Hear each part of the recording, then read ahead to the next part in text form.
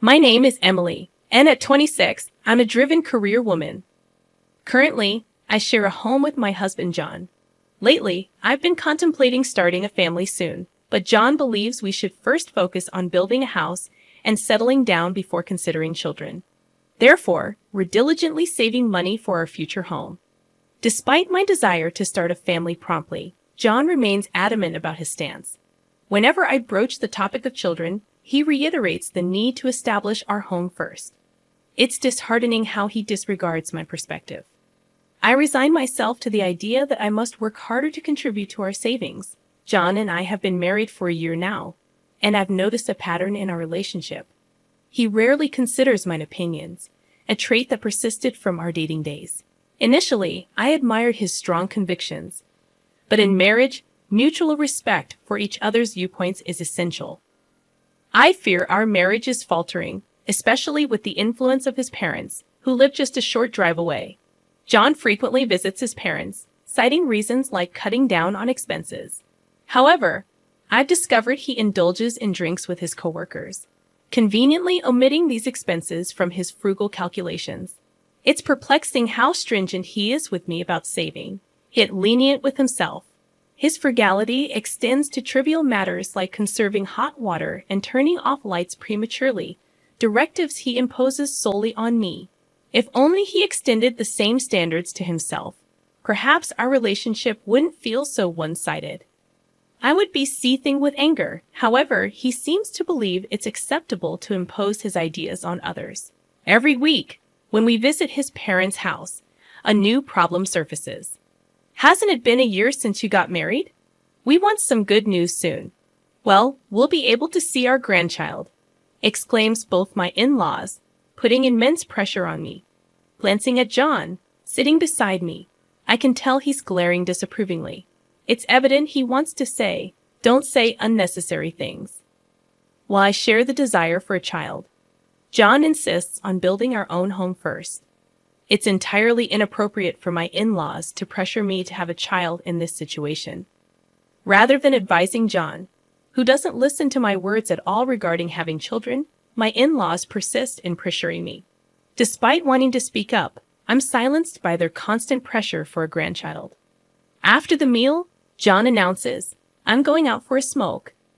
You know, Emily, it seems like you're working, but if you want to be a housewife, you should quit your job and work hard to be a good wife. Maybe that's why John isn't paying attention to you. It feels as though I'm being told I can't have children because I'm working. Despite my strong desire for children, John is the one not thinking about having them anytime soon. Just quit your job already, urges my in-law. I retort, it was John who asked me to work. Why don't you talk to John first before constantly lecturing me? Expressing my anger, I continue. When it comes to having children, I want them too. But it's John who stubbornly refuses to listen to me until we have our own home. Instead of nagging at me, why don't you make sure you tell your son the truth? My words leave my in-laws in a state of shock. I excused myself with a simple apology and left the table, making my way towards the entrance. The anger within me extended to John, who leisurely smoked by the entrance. Without saying a word, I climbed into the car, and he followed suit, casually remarking, Hey, are you leaving already? Knowing he would never disclose the truth to his parents, I grew weary of the various things my in-laws constantly told me. I declared that I wouldn't be visiting my in-laws' house anymore, and John widened his eyes in surprise. Why not? We can save on food expenses, right? You also want a home soon and children, don't you? He questioned. Fed up with the continuous impositions from both him and my in-laws, I snapped back. If it's about saving, I've told you many times that we would save more if you stopped going to drinking parties or smoking. Instead of driving to your parents' house just to save the cost of one meal, why don't you save in that way? Everyone needs a break. Expressing my frustration, I continued. You keep imposing things on me, like not using hot water and turning off the lights by 10 p.m. You think we can save money without sacrificing anything. If I have to go through all this trouble alone, then I don't need a home. I'm fed up with this. You never sacrifice anything yourself, but you're okay with imposing it on others.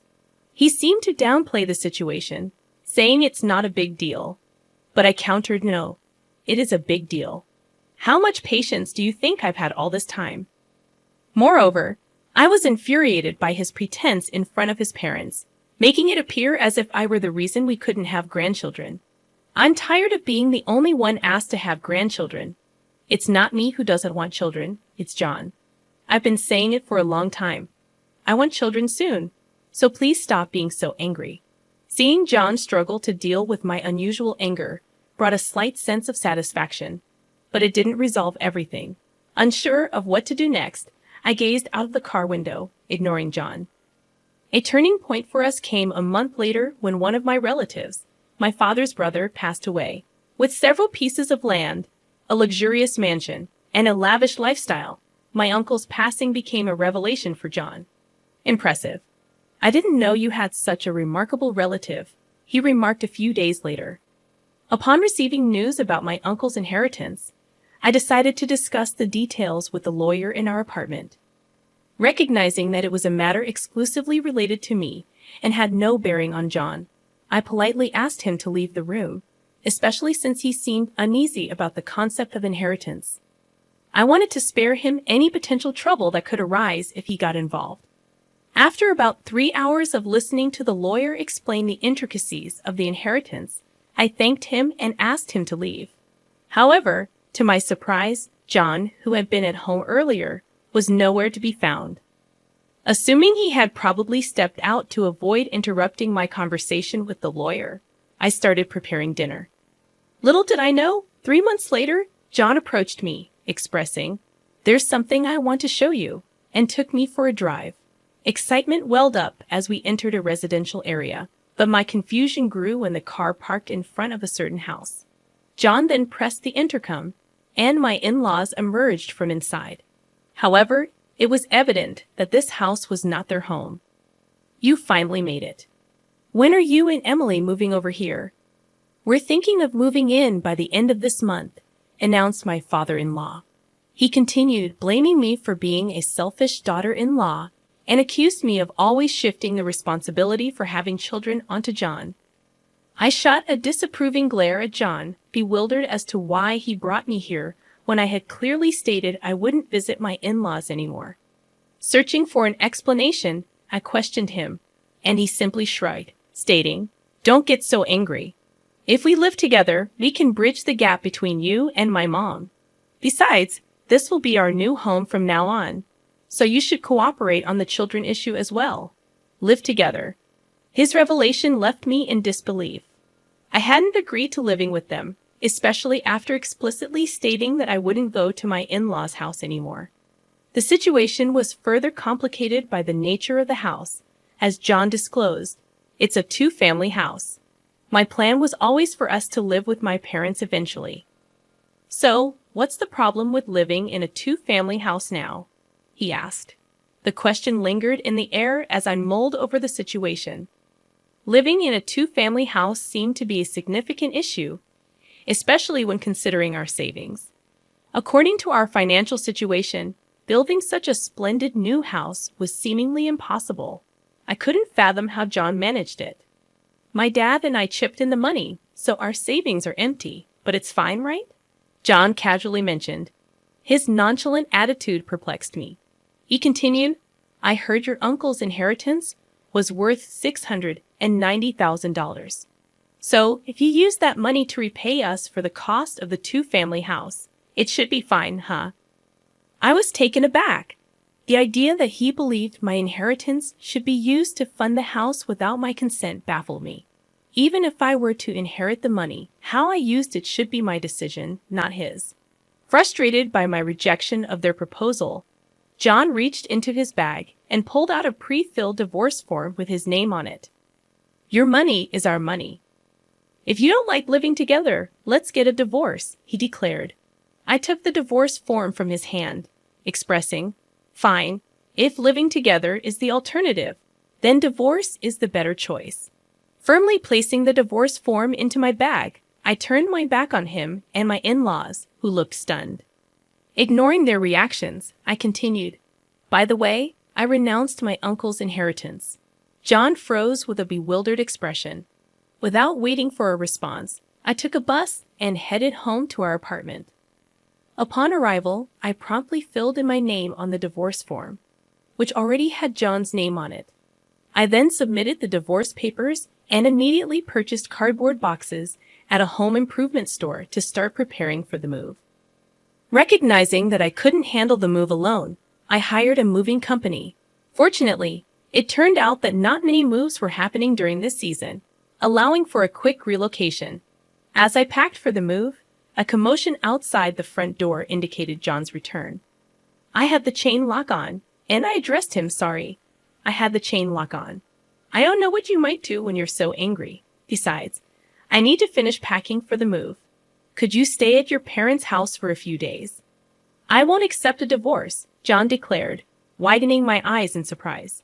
I reminded him, but you handed me the divorce form, didn't you? If you sign the divorce papers, that means you agree to the divorce, you know. Astonished, I questioned whether he truly understood the implications of what he had done.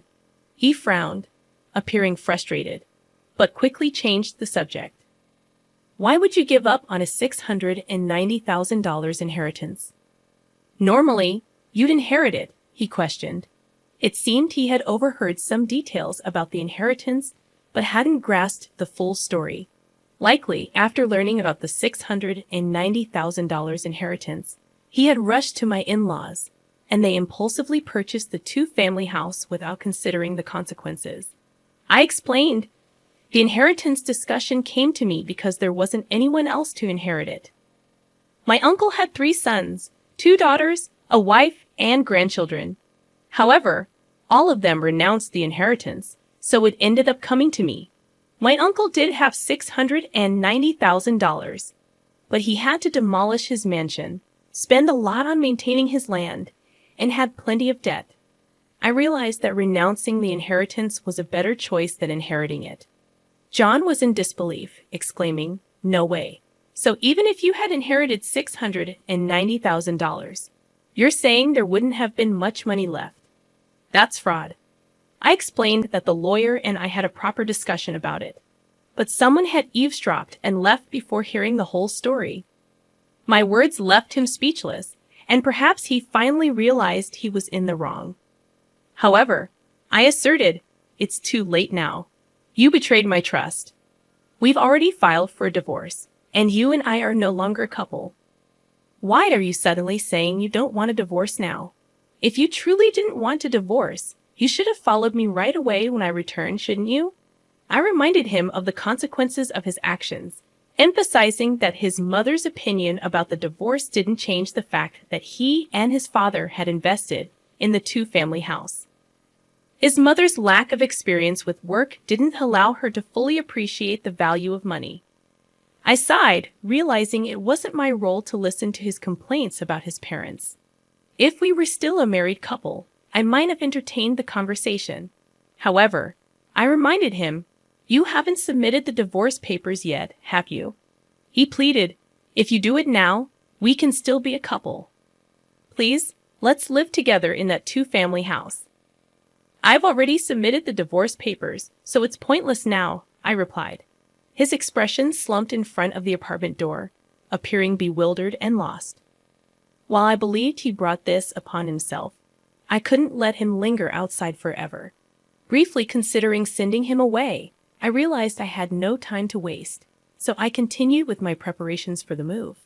After a while, he was gone, and I proceeded with the move, informing my workplace about the divorce, especially since my boss had acted as our mediator. Feeling obligated to apologize for the divorce, I also shared the news with my coworkers who had been invited to our wedding during lunch break. Unexpectedly, he burst into my department in front of my coworkers, claiming, "It's absurd that you're talking about the divorce. I wish you hadn't mentioned it." He disclosed the situation in his department, assuming I had inherited an estate, and suggested buying a two-family house. When faced with the choice between divorce or living together, I chose divorce. Consequently, he found himself being avoided by everyone. I even received sympathy from colleagues. Eventually, he quit his job. During this time, a male colleague confessed to me, saying, I've actually liked you for a long time. I hope to build a home where we can communicate as a couple and work things out together.